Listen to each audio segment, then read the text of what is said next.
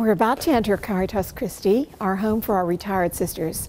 And while we sometimes think about retirement as an opportunity to sit back and just enjoy life, our sisters are busy helping one another and loving one another and sharing prayer with one another and taking care in many ways. We are very blessed to have this building because of our many benefactors who have supported its uniqueness and connection with our mother house, our original mother house at Seton Hill University.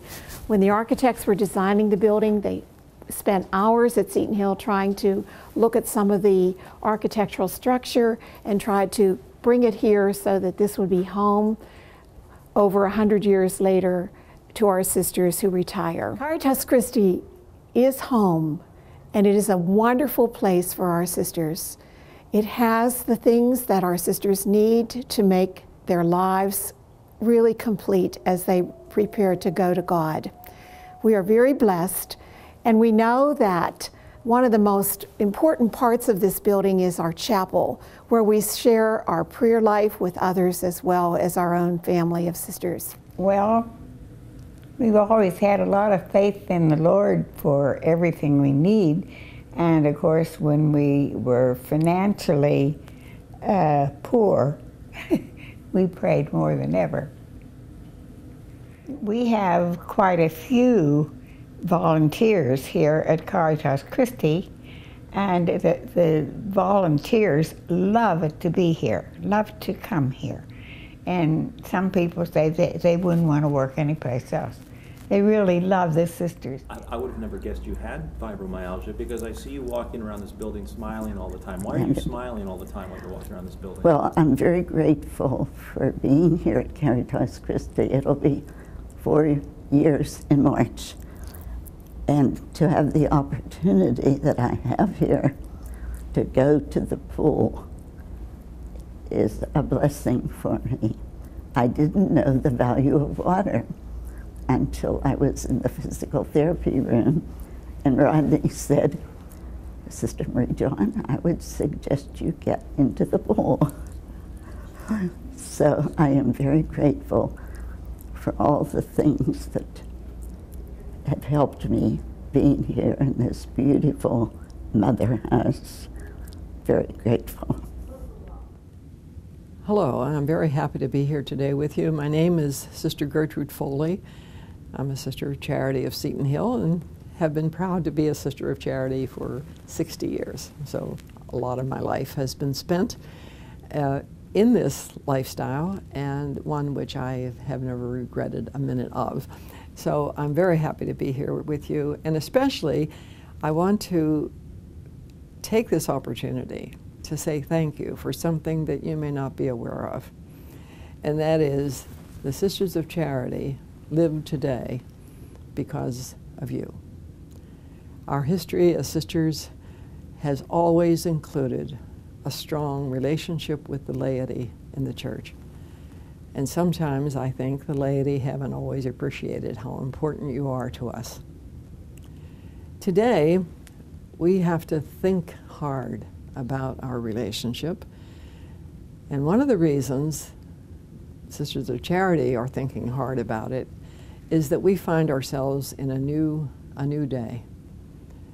And the new day for us is a day where we are experiencing the vulnerability of aging.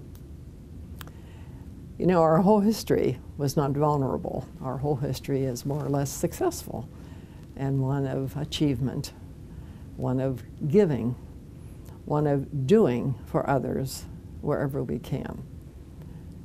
Today, we find it necessary to ask for help and not just to give it. And that's difficult. But what makes it easier is for us to realize that we have never done it alone.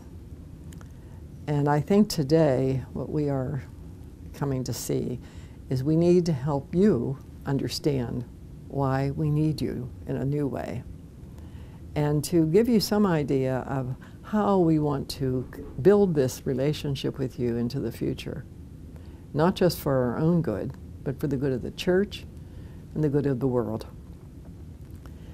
You know, years ago, people knew the sisters pretty much on the outside. You saw us at our work, You saw us in our schools, in our hospitals, social service agencies, but you didn't always see how we really functioned as a community.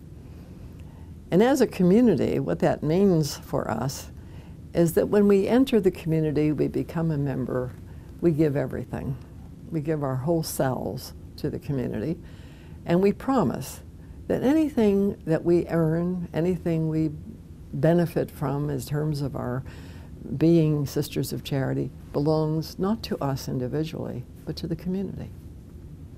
And so, because of that common life, as we call it, we have over the years been able to sustain the internal life of the community. When I was a young sister, we novices took care of our older sisters. We had a few nursing sisters who were there to do the primary care, but the daily cleaning of the rooms, serving of the meals, helping prepare the meals in the kitchen, those were the tasks of the novices. And we had a lot of novices. We had many more novices than we had sisters who needed care at that time. That has changed a lot. Today, we have many, many sisters who are no longer able to do the care, to give the help, to teach the class. They are sisters now whose lives have been spent in the service of the gospel, and now they need to be cared for. We don't think of their care as something that shouldn't be. We think of it as the logical conclusion of living the community life that we've always given ourselves to. And we've given ourselves to that community life on behalf of the mission. And so today, we need to ask you to be with us through this thin period where we rethink and renew who we are in the church, and also care for all of those women whose entire lives have already been given. And so I'm happy today to thank you for all that you've meant for us and to us over the last almost 150 years. How important you are to us at this moment as we bridge the gap between one age and another and reach out with us to build a new relationship for the future. Well, in the early days, when we were building the Mother House, there was no such thing as development programs. So I wasn't around then, but we had to beg in order to build our colleges and so on. So that is still seems to be the way of sisters. They have done great things. I should say we have done great things, and we have only because the laity were with us the whole way, with their generosity, with their assistance, and without that we couldn't have done it. So now we have a different time. We have the buildings, and we are becoming fewer, but the ministry has not gotten smaller. The need for sisters and what the sisters did before is still primary in the church. So since we are smaller in number, we have to turn to the laity. Many of them, of course, are getting education on their own. And right now, some of our ministry is adult education, trying to prepare the people for taking our places. And I think I would say to the laity, it's your church. It's not my church. It's not Father's church. It's your church.